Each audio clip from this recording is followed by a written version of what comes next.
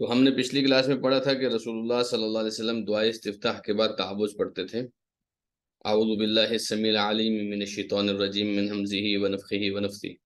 جنہیں یہ دعا یاد نہیں ہے وہ ہماری پچھلی ریکارڈنگ دیکھ سکتے ہیں، انشاءاللہ اس میں یہ دعا ذکر کی گئی ہے۔ تو آج ہم انشاءاللہ پڑھنے لگے ہیں نبی علیہ الصلوۃ والسلام کی قراءت سورۃ الفاتحہ اور اس طرح کی بہت ساری چیزیں انشاءاللہ، اور بہت قیمتی کلاس ہے آج کی، اس لیے آپ نے، کیونکہ اس میں بہت ساری ایسی چیزیں ہیں جو میں سمجھتا ہوں اپنے طور پر، آپ میں سے کئی لوگ ماشاءاللہ بہت علم والے بھی ہوتے ہیں، لیکن کوئی لوگ بہت عام بھی ہوتے ہیں اور انہیں ان چیزوں کی سیکھنے کی ضرورت ہوتی ہے۔ تو میں سمجھتا ہوں اپنے طور پر کہ یہ چیزیں جو آج ہم پڑھیں گے اس میں سے بہت ساری چیزیں آپ کو نہیں پتہ ہوں گی، عام لوگوں کو نہیں پتہ ہوں گی، تو اس لیے یہ سنتیں، یہ چیزیں سیکھنا میرے اور آپ کے لیے بہت زیادہ ضروری ہے۔ تو آئیے شروع کرتے ہیں انشاءاللہ۔ سب سے پہلے دیکھیے کہ سورۃ الفاتحہ یہ اتنی قیمتی سورت ہے، اتنی قیمتی سورت ہے۔ آپ کو پتہ قرآن مجید میں اس کے بارے میں اللہ سبحانہ وتعالیٰ نے اسپیشل نبی کریم صلی اللہ علیہ وسلم کو فرمایا کہ وَلَقَدْ آتَيْنَاكَ سَبْعًا مِّنَ الْمَثَانِي وَالْقُرْآنَ الْعَظِيمِ، کہ یقیناً ہم نے آپ کو 7 بار بار دہرائی جانے والی آیتیں اور قرآن عظیم عطا کیا ہے۔ نبی کریم صلی اللہ علیہ وسلم نے فرمایا کہ یہ جو 7 بار بار دہرائی جانے والی آیتیں ہیں اس سے مراد سورۃ الفاتحہ ہے۔ اچھا، آپ اگر دیکھیں تو الحمدللہ سے لے کے اور غیر المغضوب علیہم ولا الضالین تک یہ ٹوٹل آپ دیکھیں گے 6 آیتیں بنتی ہیں۔ تو رسول اللہ صلی اللہ علیہ وسلم نے 7 آیتوں کا تذکرہ کیا، قرآن مجید میں 7 آیتوں کا تذکرہ ہے۔ تو اس سے کیا مطلب ہے؟ اصل میں سورۃ الفاتحہ جو ہے وہ بسم اللہ سے سٹارٹ ہوتی ہے، ٹھیک ہے، یہ بات آپ نے ذہن میں رکھنی ہے۔ سورۃ الفاتحہ جو ہے وہ بسم اللہ سے سٹارٹ ہوتی ہے۔ جو لوگ بسم اللہ کو سورۃ الفاتحہ کا حصہ نہیں مانتے، وہ پتہ کہاں جا کر آیت مکمل کرتے ہیں؟ اہدنا الصراط المستقیم صراط الذین انعمت علیہم، یہاں پر 6ٹھی آیت بناتے ہیں اور پھر آگے غیر المغضوب علیہم ولا الضالین، یہاں پر 7ویں آیت بناتے ہیں۔ لیکن تقریباً امت کا اتفاق ہے، اور ویسے بھی آپ کو پتہ ہے قرآن مجید میں نا ایک ترتیب کا لحاظ رکھا گیا ہے، قافیے کا لحاظ رکھا گیا ہے، تو اس لحاظ سے بھی آپ دیکھیں کہ بسم اللہ الرحمن الرحیم تو باقاعدہ طور پر حصہ نظر آتی ہے، لیکن اس کے علاوہ نظر نہیں آتی۔ یہ ایسی باتیں ہیں جو ہماری نماز کا حصہ نہیں ہے، لیکن آپ کو علم میں ہونی چاہیے، اس لیے ہم نے آپ کو سرسری سے اس کے بارے میں بتا دیا ہے۔ تو آئیے نماز کے متعلق سورہ فاتحہ جو ہے وہ کتنی قیمتی ہے۔ میں نے آپ کے سامنے ایک حدیث لکھی، صحیح مسلم کی 395 نمبر حدیث ہے۔ حدیث دیکھیے ذرا، عن ابی ہریرہ رضی اللہ تعالی عنہ عن النبی صلی اللہ علیہ وسلم قال من صلى صلاة لم يقرأ فيها بأم القرآن فهي خداج۔ حضرت ابو ہریرہ رضی اللہ تعالی عنہ کہتے ہیں نبی کریم صلی اللہ علیہ وسلم سے، آپ نے فرمایا کہ جس آدمی نے بھی نماز پڑھی اور اس میں ام القرآن نہیں پڑھی تو وہ نماز ناقص ہے۔ ام القرآن یعنی کہ سورۃ الفاتحہ، سورۃ الفاتحہ جو ہے یہ حقیقت میں ام القرآن ہے۔ امام ابن قیم رحمہ اللہ نے تو یہاں تک لکھا ہے کہ پورے قرآن کا خلاصہ سورۃ الفاتحہ کے اندر ہے۔ تو اگر نماز میں سورۃ الفاتحہ نہیں پڑھی فہی خداج، تو یہ نماز ناقص ہے۔ پتہ ہے خداج کسے کہتے ہیں؟ خداج اصل میں اس جانور کے بچے کو کہتے ہیں جو ناقص پیدا ہوتا ہے، اور مطلب اس کا دھڑ ہے، اس کا دل نہیں ہے، یا اس کے پاؤں نہیں ہیں، اتنا ناقص ہوتا ہے کہ وہ کسی کام کا نہیں ہوتا، ٹھیک ہے۔ تو اگر نماز پڑھی ہے تو بالکل ایسے خداج کی طرح کی ہے، ناقص ہے یہ۔ ثلاثاً، آپ نے یہ 3 مرتبہ فرمایا، اور پھر خداج کی آپ نے وضاحت کی اور فرمایا غیر تمام، مکمل نہیں ہے وہ نماز آپ کی مکمل نہیں ہے، مطلب ثابت سالم نماز نہیں ہے وہ آپ کی، وہ نماز آپ کی ناقص ہے۔ فقیل علی ابی ہریرہ، حضرت ابو ہریرہ نے جب یہ حدیث بیان کی تو حضرت ابو ہریرہ کے ایک شاگرد نے کہا انا کننا وراء الامام، کہ ہم کبھی کبھی ایسا ہوتا ہے کہ امام کے پیچھے ہوتے ہیں، پھر کیا کریں؟ تو امام پڑھ رہا ہوتا ہے تو پھر ہم کیسے پڑھ سکتے ہیں؟ ایک سوچ ہے نا، آج کل بھی ہے سوچ. تو حضرت ابو ہریرہ رضی اللہ تعالی عنہ جنہوں نے یہ حدیث بیان کی ہے، کہتے ہیں اقرأ بہا فی نفسک، یہ جو صورت ہے تم نے دل میں پڑھ لینی ہے، دل میں پڑھ لینی ہے. فإنی سمعت رسول اللہ صلی اللہ علیہ وسلم یقول قال اللہ تعالی، کیونکہ میں نے رسول اللہ صلی اللہ علیہ وسلم سے سنا، آپ نے فرمایا تھا کہ اللہ تعالی فرماتا ہے. یعنی کہ یہ حدیث قدسی ہے. حدیث قدسی وہ حدیث قدسی ہوتی ہے جس میں نبی علیہ الصلوۃ والسلام بھی ایک پارٹ آف دی چین ہوتے ہیں. یعنی آپ بھی راویوں کی طرح روایت کر رہے ہوتے ہیں اور بیان کرنے والی اللہ تعالیٰ کی ذات ہوتی ہے. ویسے تو آپ دیکھیں نا، ہر حدیث اینڈ ہوتی ہے وہ رسول اللہ صلی اللہ علیہ وسلم پر یہ حدیث رسول اللہ صلی اللہ علیہ وسلم سے بھی آگے اینڈ ہوتی ہے اللہ سبحانہ تعالیٰ کے فرمان کے اوپر. تو اللہ تعالیٰ فرماتا ہے قسمت الصلاۃ بینی و بین عبدی نصفین. یہ بہت قیمتی حدیث ہے اور یہ وہ دوسری حدیث ہے. یہ تمام لوگ نوٹ کر رہے ہیں میری بات؟ یہ وہ دوسری حدیث ہے جو ہم نے کہا تھا کہ ہم نے یاد کرنی ہے.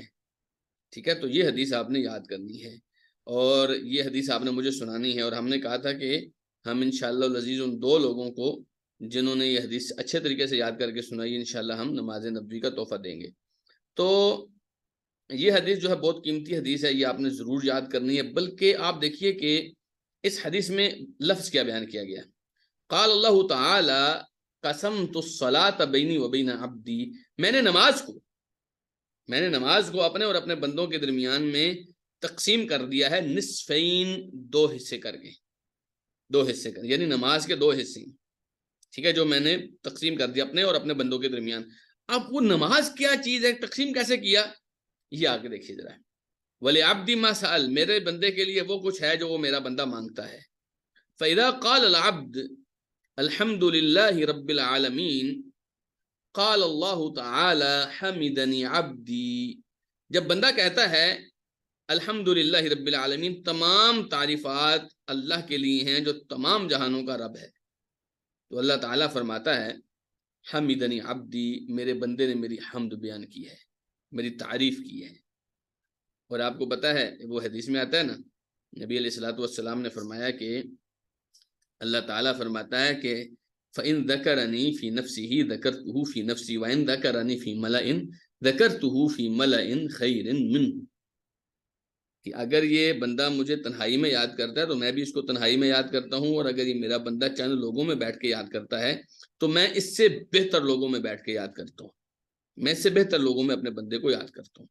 تو اب دیکھیے یہاں پر بندہ اکیلا ہے، بندہ جماعت کے ساتھ ہے، کہتا ہے الحمدللہ رب العالمین. اللہ فرماتا ہے میرے بندے نے میری حمد بیان کی. اس کا مطلب ہے اللہ اپنے ارد گرد کچھ فرشتوں کو بتا رہا ہے کہ دیکھو میرے بندے نے میری حمد بیان کی ہے.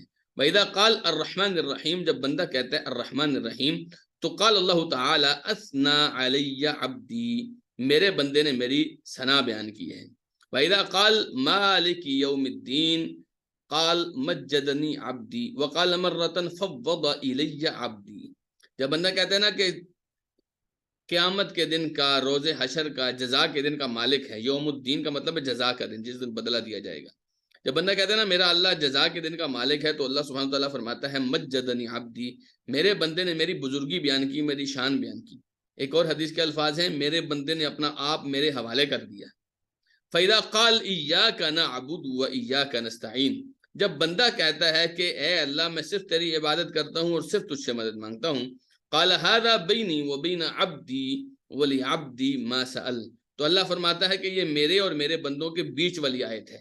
یعنی اس آیت میں کچھ میرے لیے ہے اور کچھ میرے بندے کے لیے. دیکھیے اللہ کے لیے کیا ہے، بندہ کہتا ہے ایاک نعبد، اللہ میں تیری ہی عبادت کرتا ہوں، تو اللہ فرماتا ہے یہ میرے حق کی بات ہے. جب بندہ کہتا ہے وَإِيَّاكَ نَسْتَعِينُ، اور اے اللہ ہم تجھ ہی سے مدد مانگتے ہیں، تو پھر اللہ تعالیٰ فرماتا ہے یہ میرے بندے نے اپنے لیے کیا ہے اور میرا بندہ جو مجھ سے مانگ رہا ہے وہ اس کو ملے گا. ٹھیک ہے، اچھا. فَإِذَا قَالَ اهْدِنَا الصِّرَاطَ الْمُسْتَقِيمَ صِرَاطَ الَّذِينَ أَنْعَمْتَ عَلَيْهِمْ غَيْرِ الْمَغْضُوبِ عَلَيْهِمْ وَلَا الضَّالِّينَ قَالَ هَذَا لِعَبْدِي وَلِعَبْدِي مَا سَأَلَ، جب بندہ کہتا ہے اے اللہ مجھے صراط مستقیم کی طرف ہدایت دے، ان لوگوں کے راستے پر ہدایت دے جن کے اوپر تیرا انعام ہوا، ان لوگوں کی طرف نہ چلانا جن کے اوپر تیرا غضب ہوا، اور نہ گمراہوں کے راستے پر. اللہ فرماتا ہے یہ میرے بندے کے لیے ہے سب کا سب، اور میرے بندے کے لیے وہ کچھ ہے جو میرا بندہ مانگ رہا ہے۔ اس حدیث کو آپ ذرا غور سے پڑھیے اور پہلے لفظوں کے اوپر غور کیجیے کہ میں نے نماز کو اپنے اور اپنے بندے کے بیچ میں تقسیم کر دیا۔ اس کا کیا مطلب ہے؟ اس حدیث میں نماز وہ سورۃ الفاتحہ کو قرار دیا گیا، یعنی یوں سمجھیے کہ حدیث کے الفاظ میں سورۃ الفاتحہ عین نماز ہے، عین نماز ہے سورۃ الفاتحہ، یعنی سورۃ الفاتحہ ہی نماز ہے، اور اسی کو اللہ تعالیٰ نے تقسیم کی۔ نماز کے باقی کسی حصے کی تقسیم کے بارے میں بات نہیں ہوئی، یعنی کہ اگر آپ نے نماز پڑھنی ہے تو سورہ فاتحہ مسٹ ہے، تو سورۃ الفاتحہ آپ نے لازماً پڑھنی ہے۔ قرآن مجید میں اللہ تعالیٰ نے فرمایا فَقْرَؤُوا مَا تَيَسَّرَ مِنَ الْقُرْآنِ، قرآن میں جتنا میسر ہو اتنا پڑھو، لیکن سورۃ الفاتحہ اس میسر کا سب سے بنیادی حصہ ہونا چاہیے، یہ بات آپ نے ذہن میں رکھنی ہے۔ اچھا، سورۃ الفاتحہ سٹارٹ کہاں سے ہوتی ہے؟ بسم اللہ الرحمن الرحیم۔ بسم اللہ الرحمن الرحیم کے بارے میں دونوں طرح کی روایتیں آتی ہیں کہ آپ بسم اللہ اونچی آواز میں بھی پڑھ سکتے ہیں اور آہستہ آواز میں بھی پڑھ سکتے ہیں۔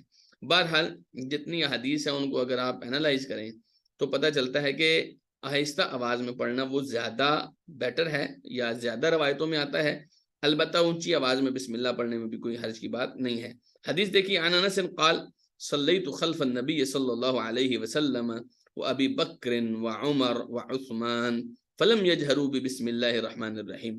حضرت انس کہتے ہیں میں نے نبی کریم صلی اللہ علیہ وسلم کے پیچھے بھی نماز پڑھی، حضرت ابو بکر کے پیچھے، حضرت عمر کے پیچھے، حضرت عثمان کے پیچھے بھی نماز پڑھی، انہوں نے بسم اللہ الرحمن الرحیم اونچی نہیں پڑھی، ٹھیک ہے، تو یہ اونچی نہیں پڑھتے تھے۔ سئل انس کیف كانت قراءة النبي صلی اللہ علیہ وسلم فقال كانت مدا۔ حضرت انس ہی سے ایک سوال ہوا کہ نبی کریم صلی اللہ علیہ وسلم کی قرات کیسی ہوتی تھی، تو کہتے ہیں کہ کھینچ کھینچ کے آپ پڑھتے تھے۔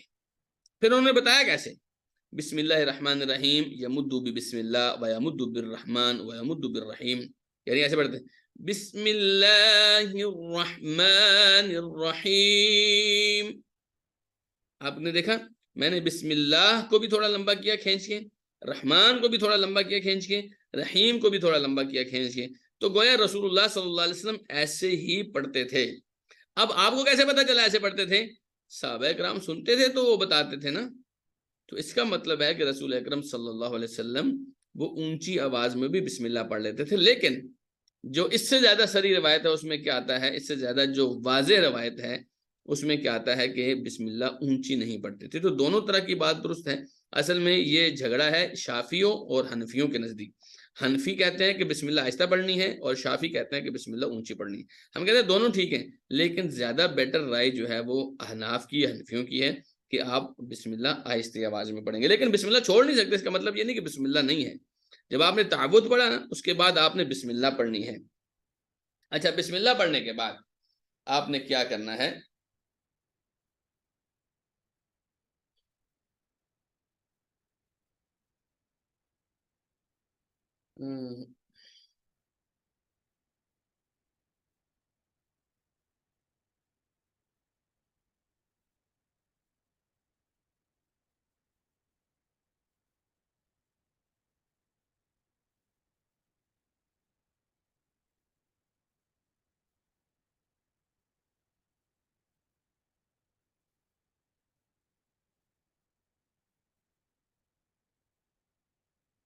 ہماری سکرین کو کچھ ہو جاتا ہے جی، پتہ نہیں کیا بات ہے۔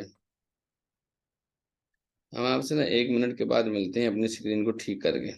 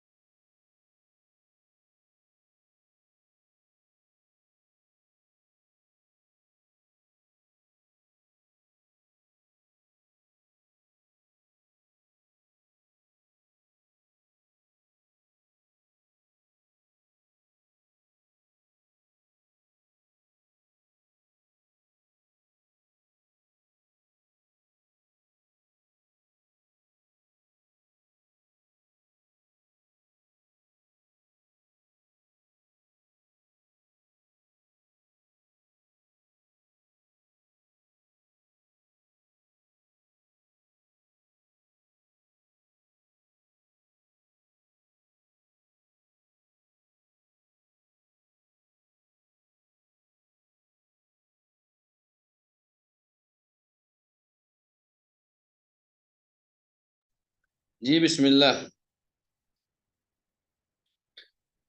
اچھا، بسم اللہ پڑھنے کے بعد آپ نے پڑھنی ہے سورۃ الفاتحہ. اس کے اوپر ہم نے پہلے بھی بات کی ہے، لیکن یہاں پر ایک مسئلہ چل رہا ہوتا ہے، اس لیے اس کو کچھ مزید واضح کرنا ضروری ہے. ہمارے ہاں مسئلہ تب پیش آتا ہے جب امام نماز پڑھا رہا ہوتا ہے، پیچھے مقتدی نماز پڑھ رہا ہوتا ہے. تو امام کے لیے تو سب کے نزدیک متفقہ طور پر نماز میں سورۃ الفاتحہ پڑھنا ضروری ہے، لیکن کیا مقتدی کے لیے پڑھنا ضروری ہے، اس میں اختلاف ہے.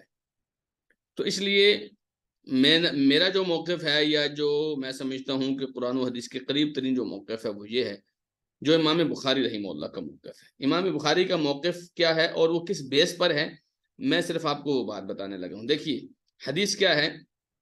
ان رسول اللہ صلی اللہ علیہ وسلم قال لا صلاة لمن لم يقرأ بفاتحة الكتاب. لا صلاة لمن لم يقرأ بفاتحة الكتاب. رسول اللہ صلی اللہ علیہ وسلم نے فرمایا کہ اس آدمی کی کوئی نماز نہیں ہے جو سورۃ الفاتحہ نہیں پڑھتا. ٹھیک ہے، فاتحۃ الکتاب مطلب جو قرآن مجید کو سٹارٹ کرنے والی سب سے پہلی سورت یہی ہے نا قرآن مجید میں. تو اللہ کے رسول نے فرمایا اس آدمی کی کوئی نماز نہیں ہوتی. یہ صحیح بخاری کی حدیث نمبر 756 ہے. اچھا، اس حدیث کے اوپر جو ٹاپک رکھا ہے امام بخاری رحمہ اللہ نے، جو عنوان کا نام رکھا، وہ ذرا دیکھیے. کہتے ہیں باب وجوب القراءۃ للامام والمأموم فی الصلوات کلھا فی الحضر والسفر وما یجہر فیہا وما یخافت. امام بخاری کہتے ہیں کہ قراءت واجب ہونے کا بیان امام کے لیے بھی اور مقتدی کے لیے بھی تمام نمازوں میں، چاہے وہ سفر میں ہوں، چاہے آپ مقیم ہوں، چاہے وہ نماز جس میں قراءت اونچی کی جاتی ہے یا وہ نماز جس میں قراءت آہستہ کی جاتی ہے، سورۃ الفاتحہ واجب ہے. واجب کا مطلب فرض ہے، اس کے بغیر آپ کا گزارا نہیں ہے. تو بات سمجھیں، ہمارا موقف یہ ہے. اس کی وجہ کیا ہے؟ یہ جو حدیث آپ پڑھ رہے ہیں نا، لا صلاۃ لمن لم یقرأ بفاتحۃ الکتاب، اس آدمی کی نماز نہیں ہوتی جو نماز میں سورہ فاتحہ نہیں پڑھتا. اس آدمی کی نماز نہیں ہوتی. اچھا، اس میں نے ایک گرامیٹیکلی چیز ہے جو آپ کو بتانا ضروری ہے. میں نے حدیث کیا پڑھی؟ لا صلاۃ. یہ جو صلاۃ کی تا کے اوپر زبر ہے نا، اس کی وجہ سے یہ سارا معنی ہم لے رہے ہیں کہ کسی طرح کی کوئی نماز بھی نہیں ہوتی. کیوں؟ لا کا نا، یہ لا کی نا دو قسمیں ہوتی ہیں. ایک تو لا نافیہ ہوتی ہے کہ یہ کام نہیں کرنا. ٹھیک ہے، جیسے قرآن مجید میں آتا ہے لا لغو فیہا ولا تأثیم، نہ کسی طرح کا جنت کی شراب کے اندر نہ کوئی فضول کی چیز ہوگی، نہ وہاں پر کوئی گناہ کی بات ہوگی. تو لا ایک ہوتی ہے مطلب کہ آپ نے منع کر دی، آپ نے نہ کر دی کہ یہ چیزیں وہاں پر آپ کو نہیں ملے گی. ایک لا ہوتی ہے لائے نفی جنس جسے بولتے ہیں. وہ کون سی لا ہوتی ہے؟ وہ ایسی لا جو ظاہری طور پر اپنے بعد والے اسم کو زبر دیتی ہے. جیسے یہاں پر آپ دیکھ رہے ہیں لا صلاۃ، نماز نہیں ہوتی. لا صلاۃ، کوئی نماز نہیں ہوتی. اچھا، اگر آپ غور کریں تو آپ لا الہ پڑھتے ہیں. کیا مطلب اس کا؟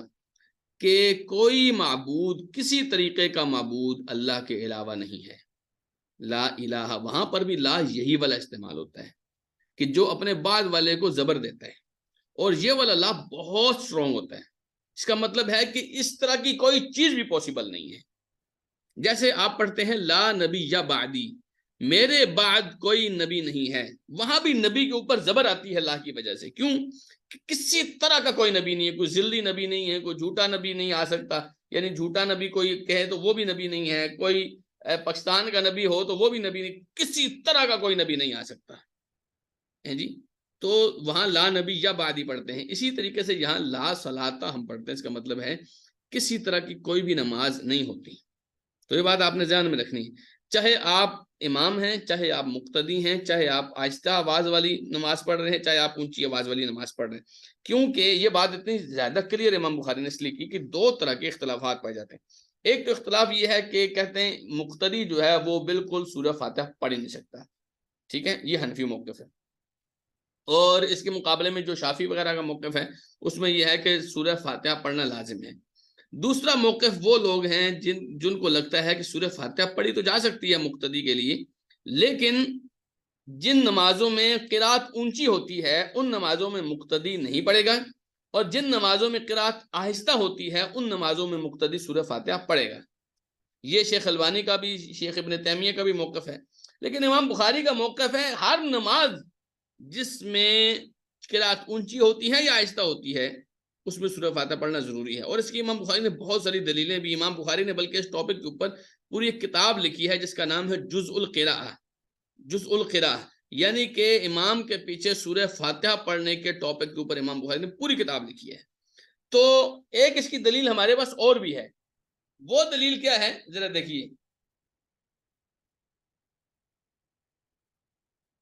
عن عبادہ بن الصامت رضی اللہ تعالی عنہ، حضرت عبادہ بن الصامت رضی اللہ تعالی عنہ کہتے ہیں کننا خلف رسول اللہ صلی اللہ علیہ وسلم، ہم رسول اللہ صلی اللہ علیہ وسلم کے پیچھے تھے، فی صلاۃ الفجر، فجر کی نماز کے اندر، فقرأ رسول اللہ صلی اللہ علیہ وسلم، رسول اللہ صلی اللہ علیہ وسلم نے فجر کی نماز میں تلاوت کی، فثقلت علیہ القراءہ، لیکن یہ قراءت آپ کے اوپر بڑی گراں گزری، بڑی بھاری تھی، مشکل ہو رہی تھی پڑھتے ہوئے، فلما فرغ، جب آپ فارغ ہوئے، قال لعلکم تقرؤون خلف امامکم، لگتا ہے تم امام کے پیچھے کچھ پڑھتے ہو، لگتا ہے تم امام کے پیچھے کچھ پڑھتے ہو، قلنا نعم حذا یا رسول اللہ، کہتے ہیں اللہ کے رسول بالکل ہم تو دہراتے ہیں، یعنی جو چیز آپ پڑھ رہے ہوتے ہیں نا ہم بالکل اسی کو کاپی کر رہے ہوتے ہیں، قال لا تفعلوا، ایسے نہ کیا کرو، ایسے نہ کیا کرو،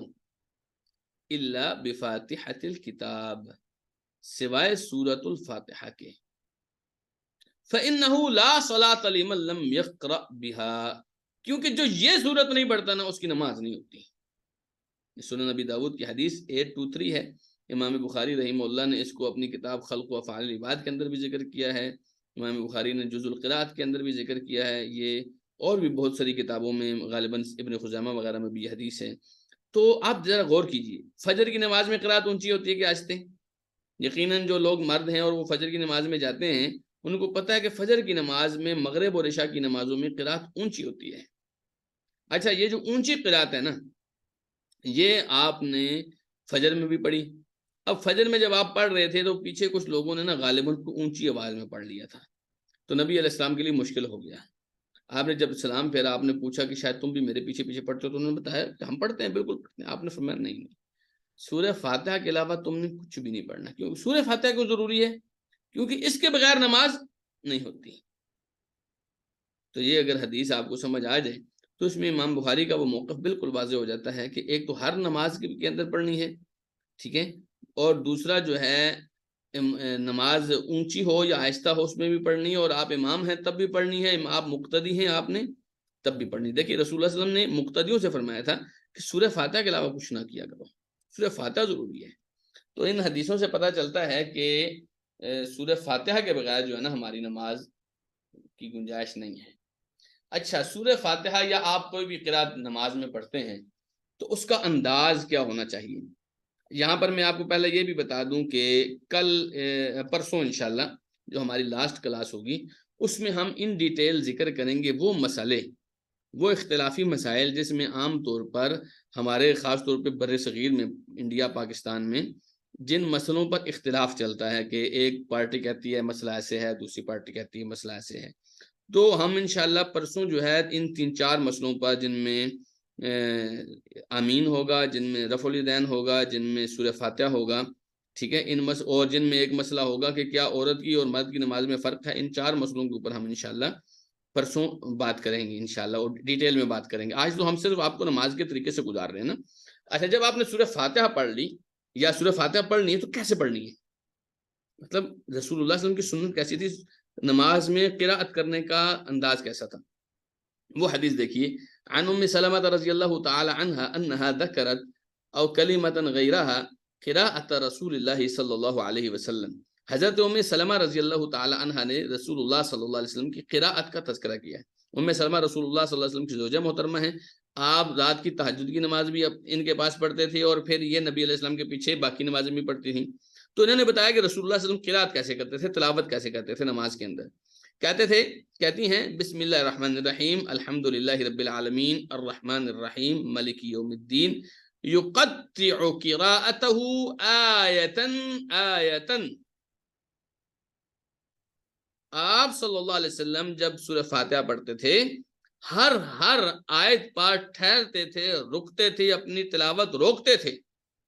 یقطع کا مطلب ہے کہ الگ الگ کر کے آیتیں پڑھتے تھے۔ ہمارے ہاں کیا ہوتا ہے خاص طور پہ تراویح کے دنوں میں، بسم اللہ الرحمن الرحیم الحمدللہ رب العالمین الرحمن الرحیم مالک یوم الدین ایاک نعبد و ایاک نستعین اہدنا الصراط المستقیم۔ میرا سانس چھوٹا ہے ورنہ قاری پوری سورہ فاتحہ لے جاتے ہیں، لیکن یہ رسول اللہ صلی اللہ علیہ وسلم کا طریقہ نہیں ہے۔ اسی طریقے سے ہم جب تنہائی میں نماز پڑھتے ہیں تو ہماری تو بریک ہی نہیں لگ رہی ہوتی، الحمدللہ رب العالمین الرحمن الرحیم مالک یوم الدین ایاک نعبد و ایاک نستعین اہدنا الصراط المستقیم، اور کئی لوگوں کو تو الفاظ بھی پورے ادا نہیں ہوتے۔ یہ طریقہ کار بالکل بھی درست نہیں ہے، یہ سنت کے خلاف ہے۔ ٹھیک ہے، آپ نے اس بات کا بہت خیال کرنا ہے، مطلب جہاں آپ اتنی زیادہ چیزیں سیکھ رہے ہیں وہاں پر یہ سنت ضرور سیکھنی ہے ہم نے، اور اس کے مطابق ہم نے عمل کرنا ہے۔ حدیث کے لفظ کیا ہے؟ یقطع قراءتہ آیتن آیتن، اپنی قراءت کو ایک ایک آیت الگ کر کے ادا کرتے تھے۔ بس سمپل ہے، اتنا آپ نے کرنا ہے انشاءاللہ۔ اچھا، جب آپ اکیلے نماز پڑھ رہے ہوں، یا آپ رات کو تہجد کی نماز پڑھ رہے ہیں، یا آپ اشراق کی نماز پڑھ رہے ہیں، یا آپ مسجد میں سنتیں پڑھ رہے ہیں، تو بعض لوگوں کو میں نے دیکھا ہے وہ اتنے زور سے پڑھ رہے ہوتے ہیں کہ یوں لگتا ہے کہ باقی لوگوں کو بھگا رہے ہوتے ہیں۔ اچھا، بعض لوگ اتنے آہستہ پڑھتے ہیں کہ خود بھی سمجھ نہیں آتی، مطلب خود بھی آواز نہیں آتی۔ بعض لوگ تو یعنی کہ اگر جماعت میں کھڑے ہوئے ہیں نا تو سورہ فاتحہ وغیرہ یا تسبیحات ایسے پڑھتے ہیں کہ ساتھ والا اپنے بھول جاتا ہے۔ میں نے خود، یہ میرے ساتھ تجربہ ہوا ہے۔ نبی علیہ الصلوۃ والسلام نے کیا سنت دی ہے، بہت بہترین اور خوبصورت حدیث ہے، اس کو ذرا دیکھیے۔ عن ابی قتادہ رضی اللہ تعالی عنہ ان النبی صلی اللہ علیہ وسلم خرج لیلة فإذا هو بأبي بکر رضی اللہ تعالی عنہ يصلي يخفض من صوته ومر بعمر بن الخطاب وهو يصلي رافعا صوته۔ حضرت ابو قتادہ کہتے ہیں کہ نبی کریم صلی اللہ علیہ وسلم ایک رات گھر سے نکلے اور آپ نے دیکھا کہ حضرت ابو بکر رات کو نماز پڑھ رہے ہیں اور اپنی آواز نہایت پست کر کے پڑھ رہے ہیں، نہایت آہستہ آواز میں پڑھ رہے ہیں۔ پھر نبی علیہ الصلوۃ والسلام حضرت عمر کے پاس سے گزرے تو حضرت عمر اونچی آواز میں پڑھ رہے تھے۔ فلما اجتمعا عند النبی صلی اللہ علیہ وسلم، جب یہ دونوں لوگ نبی کریم صلی اللہ علیہ وسلم کے پاس جمع ہوئے، قال یا ابا بکر مررت بک وانت تصلی تخفض صوتک، آپ نے فرمایا ابو بکر میں آپ کے پاس سے گزرا، آپ نماز جب پڑھ رہے تھے، اب آواز اتنی آہستہ رکھتے ہیں۔ قال قد اسمعت من ناجیت یا رسول اللہ، کہتے ہیں اے اللہ کے رسول، میں جس سے بات کر رہا تھا نا اس کو میں نے سنا دی۔ سبحان اللہ، آپ اس حدیث کا مزہ لیجیے، اس حدیث کے اندر کی نا، اس کے اندر کی مٹھاس چیک کیجیے۔ آپ نے فرمایا ابو بکر اتنی آہستہ آواز میں پڑھ رہے تھے۔ حضرت ابو بکر کہتے ہیں اللہ کے رسول، میں جس کو سنا رہا تھا نا اس کو سنا دیا میں نے یعنی باقیوں کو سنانے کی مجھے کیا ضرورت ہے، میں اپنے اللہ سے بات کر رہا تھا نا تو اللہ کو سنا دی میں نے۔ پھر حضرت رسول اللہ صلی اللہ علیہ وسلم نے حضرت عمر سے بات کی، مررت بک وانت تصلی رافعا صوتک، میں جب آپ کے پاس سے گزرا تو آپ نماز پڑھ رہے تھے اور آپ کی آواز اتنی اونچی تھی۔ فقال یا رسول اللہ اوقد الوسنان واطرد الشیطان، اللہ کے رسول جو سو رہے ہیں نا میں ان کو جگا رہا تھا اور شیطان کو میں بھگا رہا تھا۔ اب یہ بھی بڑا نیک مقصد ہے کہ میں جو اونچی پڑھ رہا تھا نا تاکہ ساتھ اگر کوئی لیٹا ہوا ہے، یا وسنان کا مطلب ہوتا ہے کہ جس کو نا اونگ آئی ہوئی ہے۔ آپ دیکھیں نا خاص طور پہ تراویحوں کے دنوں میں کئی لوگوں کو جھٹکے لگ رہے ہوتے ہیں، تو کہتے ہیں یا رسول اللہ جس کو اونگ آئی ہوئی ہے نا میں اس کو جگا رہا تھا اور شیطان کو بھگا رہا تھا۔ تو رسول اللہ صلی اللہ علیہ وسلم نے فرمایا یا ابا بکر ارفع من صوتک شیئا، تھوڑی سی اپنی آواز اونچی کرو، تھوڑی سی اپنی آواز اونچی کرو۔ وقال لعمر اخفض من صوتک شیئا، آپ تھوڑی سی آواز آہستہ کرو، مطلب حضرت عمر کی کچھ لیول سے زیادہ اونچی تھی، آپ نے فرمایا عمر تھوڑی کم کرو۔ حضرت ابو بکر کی لیول سے کم اونچی تھی، بالکل آہستہ تھی، آپ نے فرمایا ابو بکر تھوڑی سی اونچی کرو۔ مطلب کیا ہے، اللہ سبحانہ وتعالیٰ نے فرمایا کہ ولا تجہر بصلاتک ولا تخافت بها وابتغ بین ذلک سبیلا، آپ اپنی نماز اتنی اونچی بھی نہ پڑھیں اور اتنی آہستہ بھی نہ پڑھیں، بلکہ ان دونوں کے درمیان کی صورت رکھیں، درمیان میں، ٹھیک ہے؟ تو آپ نے جب نماز پڑھنی ہے تو اتنی آہستہ کہ آپ کو خود بھی آواز نہ آئے، یہ اس طرح نہیں، ٹھیک ہے؟ اور اتنی اونچی کہ سارے محلے میں پتہ چلے کہ حضرت صاحب آج تہجد کے لیے اٹھے ہیں، یہ بھی انداز درست نہیں ہے۔ تو جب آپ اکیلے ہیں تو اس حدیث کو آپ نے مد نظر رکھنا ہے، جب آپ اکیلے ہیں تو اس حدیث کو آپ نے مد نظر رکھنا ہے۔ اور اس حوالے سے میں اعلان کر دوں کہ یہ تیسری حدیث ہے جو کہ آپ نے یاد کرنی انشاءاللہ۔ 4 حدیثیں تھی ٹوٹل، ہم نے جو لوگ نئے ہیں ان کو بتا دیتے ہیں ہم کہ ہم نے 4 حدیثوں کا ایک چیلنج رکھا ہے، جو آدمی یہ 4 حدیثیں یاد کرے گا اسے ہم انعام دیں گے، ایک انشاءاللہ نماز کی کتابی انعام دیں گے۔ تو یہ تیسری حدیث ہے، دوسری حدیث ہم نے پہلے پڑھی ہے، ٹھیک ہے؟ اور یہ تیسری حدیث ہے، اور چوتھی حدیث انشاءاللہ ہم آگے آپ کو بتائیں گے۔ تو یہ ہو گیا، جب آپ نے قرات کر لی تو اس کے بعد خاص طور پہ سورہ فاتحہ کے بعد آپ کہتے ہیں غیر المغضوب علیہم ولا الضالین، ساتھ کہتے ہیں آمین۔ یہاں پر پھر اختلافی مسئلہ ہے، اور وہ یہ ہے کہ کیا آمین اونچی کہنی چاہیے یا آہستہ کہنی چاہیے؟ آپ پہلے حدیث سنیے آمین کہنے کی۔ عن وائل بن حجر انه صلى خلف رسول الله صلی اللہ علیہ وسلم فجہر بآمین۔ وائل ابن حجر کہتے ہیں کہ انہوں نے رسول اللہ صلی اللہ علیہ وسلم کے پیچھے نماز پڑھی تو آمین اونچی کہی آپ نے، یہ ابو داؤد کی 933 حدیث ہے۔ اسی طرح عن ابی ہریرہ ان رسول اللہ صلی اللہ علیہ وسلم قال اذا امن الامام فامنوا فان من وافق تامینه تامین الملائکہ غفر له ما تقدم من ذنبه۔ حضرت ابو ہریرہ رسول اللہ صلی اللہ علیہ وسلم سے بیان کرتے ہیں کہ آپ نے فرمایا جب امام آمین کہے تو تم بھی آمین کہو، کیونکہ جس کی آمین فرشتوں کی آمین سے مل گئی تو اس کے گزشتہ سارے کے سارے گناہ معاف ہو جائیں گے۔ تو یہ آمین کہنا نا بہت ایک مبارک عمل ہے۔ یہ تو اختصار کے ساتھ ہم بات کر رہے ہیں، مگر نہ آپ کو کئی اور حدیثیں بھی ہم سناتے ہیں، جن میں سے ایک حدیث یہ تھی کہ رسول اللہ صلی اللہ علیہ وسلم نے فرمایا یہودی تم سے کسی معاملے میں اتنا نہیں جلتے جتنا ایک سلام کرنے پر تم سے جلتے ہیں اور ایک آمین کہنے پر تم سے جلتے ہیں، بہت حسد کرتے ہیں ان دو معاملات میں۔ تو ہم نے کیا کرنا ہے؟ ہم نے آمین کہنی ہے، اور جیسا کہ حدیث میں آ رہا ہے فجہر بآمین، آپ نے آمین اونچی کہی، آپ نے آمین اونچی کہی، تو انشاءاللہ العزیز آپ نے آمین جو ہے وہ اونچی کہنی ہے، اس میں کوئی حرج کی بات نہیں ہے۔ لیکن کب جب امام اونچی کہہ رہا ہے، جب امام کی آمین آپ کو سمجھ نہیں آئی تو آپ نے اپنی سورہ فاتحہ کے ساتھ اسی لیول کی آمین کہنی ہے، پھر آپ نے اونچی آمین نہیں کہنی ہے۔ سورہ فاتحہ کے بعد بقدر استطاعت قرات کیجئے، جتنی آپ کے اندر ہمت ہے اس حساب سے آپ نے قرات کرنی ہے۔ اچھا، رسول اللہ صلی اللہ علیہ وسلم چونکہ ہمیشہ امام ہوتے تھے تو آپ اپنے ساتھ ساتھ لوگوں کو بھی دیکھا کرتے تھے۔ ایک مرتبہ ایسا ہوا کہ حضرت رسول اللہ صلی اللہ علیہ وسلم کو شکایت لگی حضرت معاذ بن جبل رضی اللہ عنہ کی کہ معاذ جو ہے وہ بہت لمبی نماز پڑھاتا ہے اور ہم پیچھے جو ہوتے تھک جاتے ہیں۔ تو نبی علیہ الصلوۃ والسلام نے حضرت معاذ کو ڈانٹا کہ فتان انت یا معاذ، معاذ تم کو فتنے باز آدمی ہیں، نماز میں آخری صورتیں جو ہیں والشمس والضحاہا اس طرح کی صورتیں پڑھا کرو جی، اور جو ہے نا واللیل اذا یغشا اس طرح کی صورتیں پڑھا کرو۔ تو نماز میں آپ نے اپنے مقتدیوں کا خیال رکھنا ہے۔ فجر کی نماز میں چونکہ نشاط ہوتا ہے، فجر کی نماز میں ایک روحانیت ہوتی ہے، اس کی آپ قرات لمبی بھی کر سکتے ہیں۔ مغرب کی نماز کے اندر بھی تھوڑی سی بہتری ہوتی ہے، اس میں بھی آپ لمبی قرات کر سکتے ہیں تھوڑی سی، لیکن عشاء کی نماز میں مختصر کرنی چاہیے، کیونکہ یہ عام طور پر آج کل تو ماحول الگ ہے، وگرنہ عام طور پر یہ جو وقت ہوتا ہے یہ سونے کا وقت ہوتا ہے، تو آپ نے بہت لمبی نہیں پڑھنی انشاءاللہ۔ تو دیکھیے ذرا، عن رفاع عن النبی صلی اللہ علیہ وسلم قال اذا قمت فتوجهت الى القبلة فكبر ثم اقرأ بأم القرآن وبما شاء الله ان تقرأ۔ حضرت رفاع نبی کریم صلی اللہ علیہ وسلم سے بیان کرتے ہیں کہ آپ نے فرمایا جب تم نماز کے لیے کھڑے ہو قبلہ کی طرف رخ کرو، اللہ اکبر کہو، اور جتنا قرآن سورہ فاتحہ پڑھو، اس کے بعد جتنا تم پڑھ سکتے ہو، اللہ تعالیٰ جتنا چاہتا ہے اتنا تم قرآن مجید پڑھو۔ اللہ تعالیٰ نے قرآن مجید میں بھی سورہ مزمل میں فرمایا فَقْرَؤُوا مَا تَيَسَّرَ مِنَ الْقُرْآنِ، قرآن میں جتنا میسر ہو اتنا پڑھو، تو جتنا آپ پڑھ سکتے ہیں آسانی کے ساتھ پڑھ سکتے ہیں اتنا ضرور پڑھیے۔ کان نبی صلی اللہ علیہ وسلم یقرأ فی الرکعتین من الظہر والعصر بفاتحۃ الکتاب وسورۃ ویسمعنا الآیۃ احیانا۔ کہتے ہیں کہ نبی کریم صلی اللہ علیہ وسلم ظہر اور عصر کی نماز میں سورہ فاتحہ کے ساتھ اور بھی ایک ایک سورت پڑھتے تھے، اور کبھی کبھی تو آپ آیت جو ہے وہ اونچی کر کے ہمیں سنا دیا کرتے تھے۔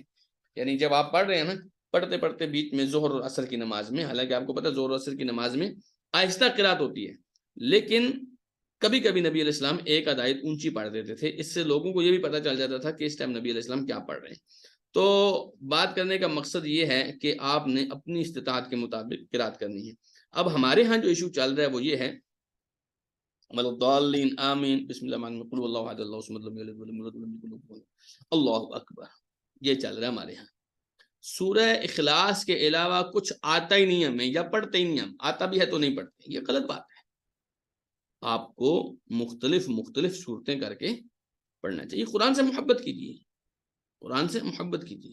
سورہ اخلاص حقیقت میں بہت قیمتی قرآن ہے، لیکن اس کا یہ مطلب نہیں ہے کہ آپ سستی کا مظاہرہ کریں۔ قرآن مجید میں جتنا بہتر سے بہتر پڑھ سکتے ہیں انشاءاللہ اتنا کرنا چاہیے۔ قراءت کے بعد سکتہ کیجیے۔ جب آپ سورہ فاتحہ پڑھ لی، سورہ فاتحہ کے بعد دوسری سورت پڑھ لی، اس کے بعد تھوڑی دیر کے لیے آپ نے کچھ بھی نہیں کرنا، تھوڑی اپنے آپ کو مطمئن کرنا ہے۔ ہمارے ہاں کیا ہوتا ہے قل اللہ احد اللہ الصمد لم یلد ولم یولد ولم یکن له کفوا احد اللہ اکبر، یہ طریقہ ٹھیک نہیں ہے۔ حدیث پڑھیے ذرا، قال سمورۃ حفظت سکتتین فی الصلاۃ، حضرت سمورہ رضی اللہ عنہ کہتے ہیں میں نے نماز میں 2 وقفے دیکھے، میں نے یاد کیے وہ 2 وقفے۔ کون کون سے؟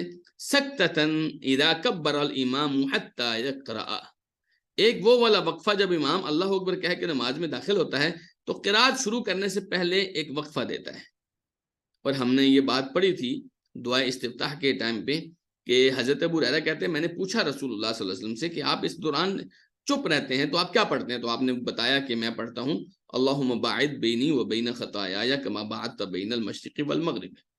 تو ایک تو یہ سکتہ حضرت سمورہ کہتے ہیں میں نے یاد کیا، وَسَكْتَةً إِذَا فَرَغَ مِنْ فَاتِحَةِ الْكِتَابِ وَسُورَةٍ عِنْدَ الرُّكُوعِ، اور ایک وہ سکتہ جب آپ سورہ فاتحہ اور سورت ملانے کے بعد رکوع کے وقت تھوڑی دیر کے لیے خاموش ہو جاتے تھے، یہ سکتہ میں نے یاد کیا ہے۔ تو یہ جو 2 مقامات ہیں یا یہ قرات کرنے کے بعد کا جو وقت ہے، یہاں آپ نے چپ رہنا ہے۔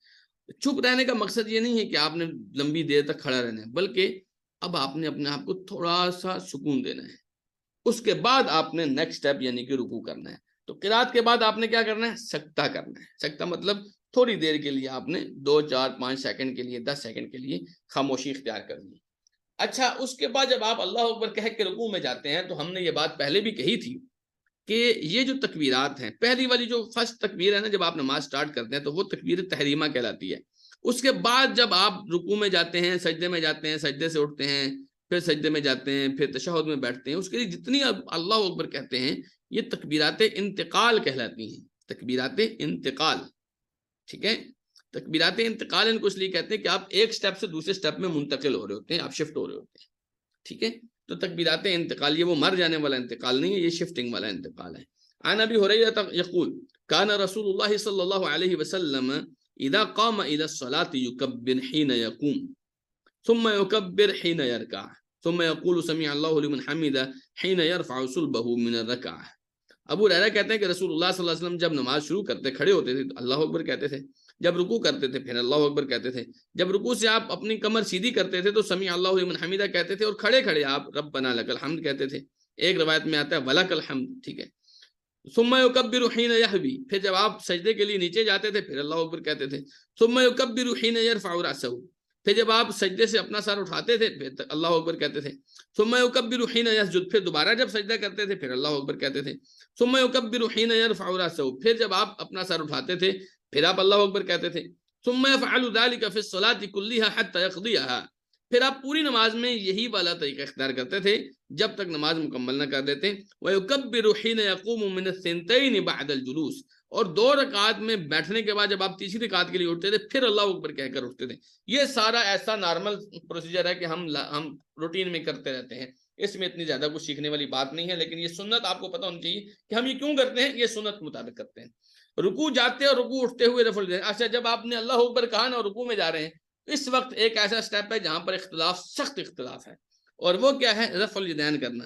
رفع الیدین کے بارے میں ہم نے کہا تھا کہ آپ نے نماز کے شروع میں اپنے دونوں ہاتھوں کو کندھوں یا کانوں کے برابر اٹھانے ہیں، پھر رکوع میں جاتے ہوئے دونوں ہاتھوں کو اٹھانا ہے، پھر رکوع سے سر اٹھاتے ہوئے دونوں ہاتھوں کو اٹھانا ہے۔ اچھا جی، آواز کٹ رہی ہے آپ کی، ابھی بھی کٹ رہی ہے؟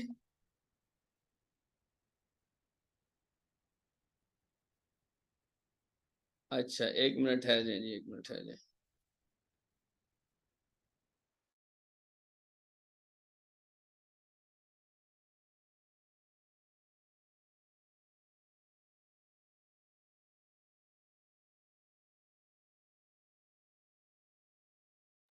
میرے پاس انٹرنیٹ ٹھیک آ رہا ہے، تو اس کی پھر کیا وجہ ہو سکتی ہے؟ ابھی مجھے بتائیے ابھی کیسی ہے آواز؟ اب ٹھیک ہے جی؟ بارک اللہ فیکم، بارک اللہ فیکم۔ جی ٹھیک ہے، ٹھیک ہے، شکریہ شکریہ۔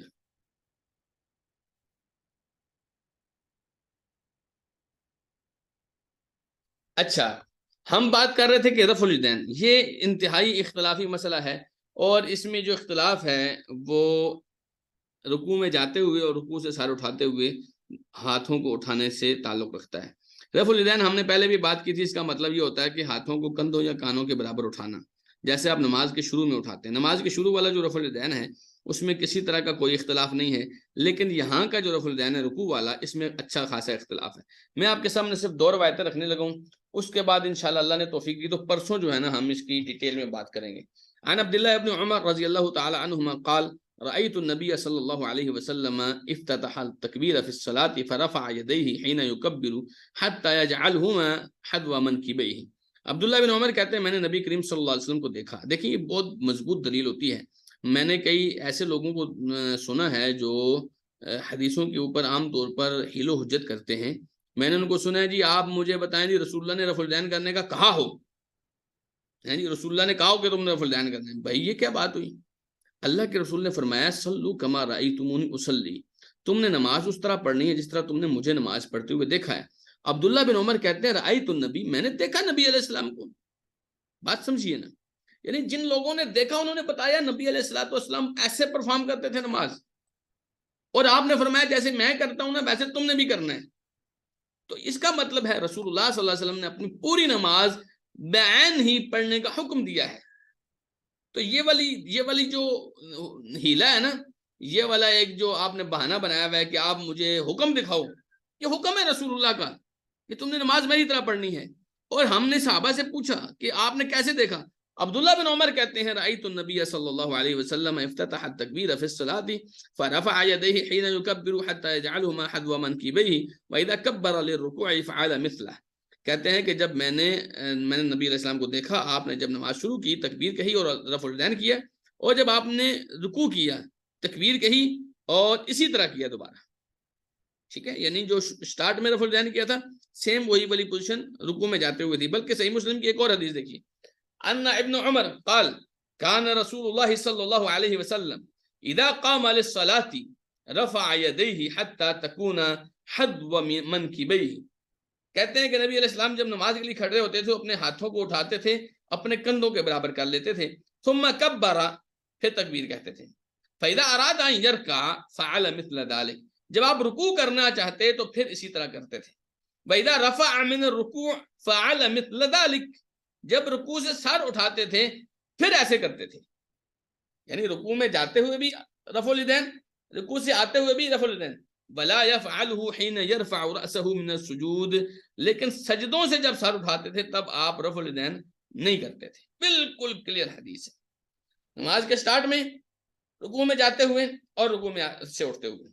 اور ایک اور رفع الیدین ہے جو 2 رکعات کے بعد ہے، چونکہ اس کا مقام نہیں ہے اس لیے ہم نے ابھی وہ ذکر نہیں کیا ہے، ٹھیک ہے؟ تو یہ 3 جگہوں پہ یا 4 جگہوں پہ رفع الیدین ہے۔ جو پہلی جگہ ہے اس کے اوپر کوئی اختلاف نہیں، یہاں پر اختلاف ہے، لیکن ہم نے آپ کو بخاری کی حدیث بھی دکھائی، ہم نے آپ کو مسلم کی حدیث بھی دکھائی، اور انشاءاللہ ہم پرسوں اور بھی بہت ساری حدیثیں انشاءاللہ اللہ تعالیٰ کی توفیق سے دکھائیں گے۔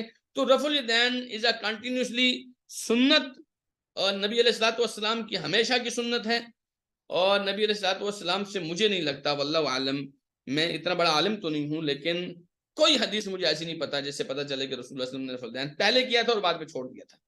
یہ بہت عجیب و غریب سا دعویٰ ہے، اور ہم اس کے اوپر انشاءاللہ العزیز کسی فارغ وقت میں اللہ تعالیٰ نے توفیق دی تو بات کریں گے۔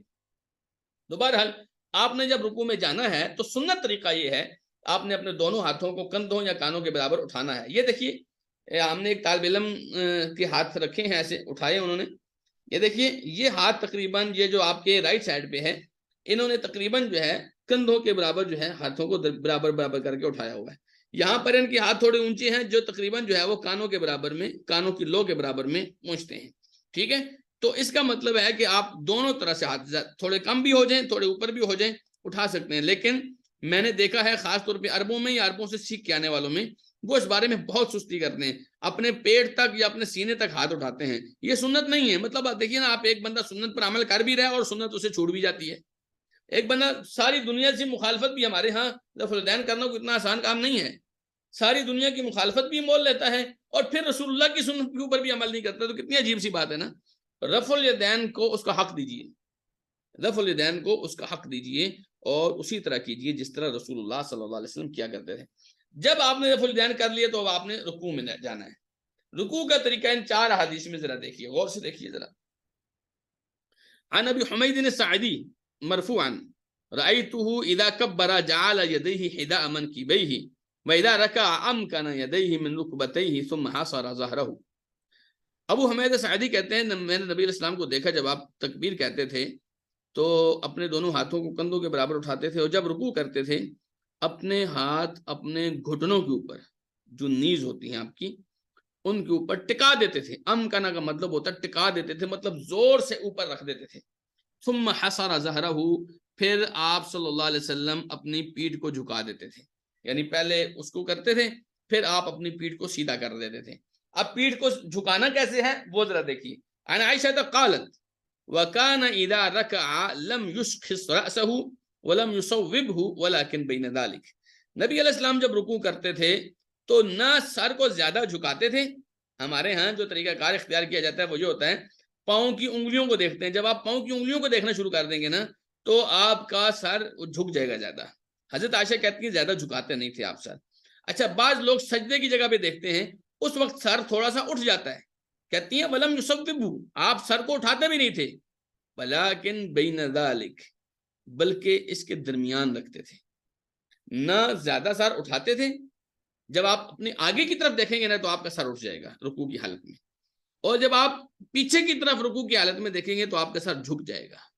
اب حضرت عائشہ کہتی ہیں، صحیح مسلم کی حدیث ہے، نبی علیہ السلام نہ اپنے سر مبارک کو زیادہ جھکاتے تھے نہ زیادہ اٹھاتے تھے. تیسری چیز دیکھیے حدیث میں، قال ابو حمید انا اعلمکم بصلاۃ رسول اللہ صلی اللہ علیہ وسلم فذكر بعض هذا قال ثم ركع. حضرت ابو حمید کہتے ہیں نبی کریم صلی اللہ علیہ وسلم نے رکوع کیا، فوضع يديه على ركبتيه، اپنے دونوں ہاتھ اپنے گھٹنوں کے اوپر رکھے، كأنه قابض عليهما، لگتا ایسے تھا آپ نے گھٹنے پکڑے ہوئے ہیں، لگتا ایسے تھا آپ نے اپنے گھٹنے پکڑے ہوئے ہیں. وَبَتَّرَ يَدَيْهِ، اور اپنے ہاتھوں سے آپ صلی اللہ علیہ وسلم تانت باندھ لیتے تھے. تانت باندھ لینے کا مطلب ہے بالکل اپنے ہاتھوں کو بغیر کسی جھول کے، بغیر کسی ٹیڑھے پن کے، بالکل سیدھا آپ اپنے گھٹنوں کے اوپر رکھتے تھے. فَتَجَافَ عَنْ جَنْبَيْهِ، اور جب آپ نے اپنے ہاتھ بالکل سیدھے کر دیے نا پھر وہ آپ کی پہلوؤں کے ساتھ نہیں لگتے. جب آپ کے ہاتھ ٹیڑھے ہوتے ہیں نا پھر وہ پہلوؤں کے ساتھ لگتے ہیں. میں نے صحیح رکوع کا طریقہ یہ دیکھیے ذرا، یہ ہوتا ہے وَتَّرَا، یا جب میں نے جو ذکر کیا ہے تانت باندھنا، یہ دیکھیے ذرا، یہ بالکل سیدھے ہاتھ ہیں. اگر ان میں جھول ہوگی نا، یہاں پر آپ بازو ٹیڑھا کر دیں گے پھر یہ آپ کی ایسے پہلو کے ساتھ لگ کے آئے گا. یہ طریقہ کار درست نہیں ہے. جب یہ بالکل سیدھا ہوگا، یہ والا بالکل سیدھا، اور دیکھیے گھٹنے کو اتنے زور سے ہاتھ رکھا ہوا ہے، لگتا ایسے ہے جیسے گھٹنے کو پکڑا ہوا ہے. یہ ساری حدیثیں ہم ابھی پڑھ کے ہیں. سر مبارک دیکھیے یہ تقریباً برابر برابر ہے. یہ تو کمر آپ کو پتا ہے سب کی ایسی ہوتی ہے، تھوڑی بہت فرق ہوتا ہے، بالکل برابر برابر ہے کمر ان کی. ٹھیک ہے. اچھا، سر دیکھیے بالکل آپ کو لگے گا برابر جھکا ہوا ہے. اگر آپ آگے دیکھیں گے نا یہاں دیکھنے کے لیے آپ کو سر تھوڑا سا اٹھانا پڑے گا. اگر آپ دیکھیں گے یہاں پر دیکھنے کے لیے آپ کو سر جھکانا پڑے گا. اگر آپ دیکھیں گے نا سیدھا نیچے، پھر آپ کا سر جو ہے وہ بالکل برابر رہے گا. یہ بات آپ نے نوٹ کرنی ہے رکوع کی حالت میں. ٹھیک ہے، اس کے اندر کوئی بڑی بات نہیں ہے انشاءاللہ العزیز. یہ چھوٹی سی بات ہے جس کو آپ نے 4 چیزیں ہم نے ابھی تک حدیث میں پڑھی. حدیث ذرا دوبارہ دیکھیے نا تاکہ آپ کو پتہ چلے. حدیث میں کیا ہے کہ آپ نے اپنی کمر کو جھکانا ہے، اپنے گھٹنوں کو مضبوطی سے اپنے ہاتھ گھٹنوں کے اوپر رکھنے، ایک بات. کمر کو جھکانا ہے، دوسری بات. کمر نہ زیادہ نیچے ہونی چاہیے نہ زیادہ اوپر ہونی چاہیے بلکہ برابر ہونی چاہیے۔ چوتھی بات کیا ہے کہ آپ نے ہاتھوں کو ایسے رکھنا ہے گویا پکڑا ہوا ہے۔ پانچویں بات یہ ہاتھوں کو بالکل سیدھا رکھنا ہے۔ چھٹی بات یہ ہے کہ آپ نے جو ہے پہلو اور ہاتھوں کے بیچ میں فرق کرنا ہے۔ اب ذرا یہ پوزیشن دوبارہ دیکھیے، پہلو یہ ہیں، ٹھیک ہے، اور ہاتھ فرق کیا ہوا ہے، ہاتھ بالکل سیدھے ہیں، گھٹنوں کے اوپر ایسے جیسے پکڑا ہوا ہے، نظریں جو ہے نہ سر زیادہ نہ جھکا ہوا ہے نہ زیادہ اٹھا ہوا ہے۔ تو یہ طریقہ کار ہے رسول اللہ صلی اللہ علیہ وسلم کے رکوع کا۔ تھوڑی بہت گنجائش کمی کوتاہی انسان سے ہو جاتی ہے، لیکن اصل چیز یہ ہے کہ آپ نے اسٹرگل کرنی ہے، ایفرٹ کرنی ہے کہ میں نزدیک ترین اللہ کے رسول صلی اللہ علیہ وسلم کے رکوع کے پہنچ جاؤں، سب سے قریب ترین ہو جاؤں۔ تو آپ نے یہ کام کرنا ہے انشاءاللہ۔ اس کے بعد رکوع کی کچھ دعائیں ہیں، ہم نے جیسے ذکر کیے یہاں پر، سبحان ربی العظیم، یہ دعا ہے، یہ 3 دفعہ آپ نے پڑھنی ہے۔ سبحانک اللہم ربنا وبحمدک اللہم اغفر لی، یہ بھی آپ پڑھ سکتے ہیں، یہ بھی ثابت ہے۔ اچھا، یہ دعا جو ہے نا، یہ اس وقت نبی علیہ السلام نے پڑھنا شروع کی تھی جب قرآن میں آیا تھا نا فسبح بحمد ربک واستغفرہ انہ کان غفارا، انہ کان توابا۔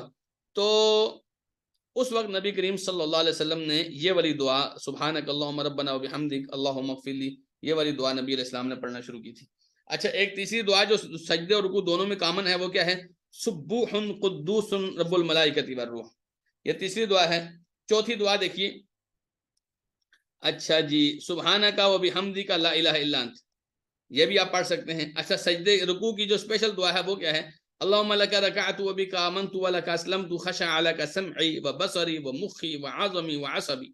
آپ صرف اس کا ترجمہ دیکھیے، اے اللہ تیرے لیے میں جھک گیا ہوں، تجھ پر میں ایمان لے آیا ہوں، تیرے لیے میں نے اپنا رخ موڑ لیا ہے، تیرے سامنے میرے کان، میری آنکھیں، میرا دماغ، میری ہڈیاں، میرے پٹھے، سب کچھ تیرے سامنے سرنگوں ہو گئے ہیں، یعنی میں اللہ سب کچھ لے کر آ گیا ہوں تیرے پاس۔